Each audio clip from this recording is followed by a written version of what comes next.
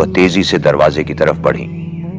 برکا کو یوں محسوس ہوا کہ اس کی مالکن ہوا میں اڑ رہی ہے، اور پھر آہستہ خرامی سے سیڑھیاں قطع کرنے لگی۔ سردار عبد المطلب کمرے میں بجھے ہوئے کمبلوں پر آہستہ آہستہ ٹہل رہے تھے۔ وہ اس دنیا میں 100 کے قریب برساتیں گزار چکے تھے۔ اس طویل عرصے میں انہوں نے مکہ کی سیاست کو ایک نہیں کئی بار پلٹتے دیکھا تھا، اور اپنے ہاتھ سے پھر اسے سیدھا کیا تھا۔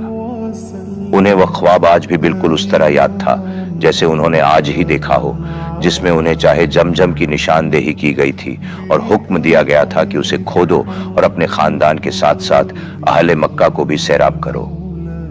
وہ ہولناک دن جب ابراہہ ایک زرار لشکر اور ہاتھی لے کر کعبہ کو مسمار کرنے کے لیے مکہ پر چڑھ آیا تھا، کس کی مجال تھی جو اس عظیم لشکر کا مقابلہ کرتا، اور کون تھا جو مست ہاتھی کے سامنے سینہ سپر ہو جاتا۔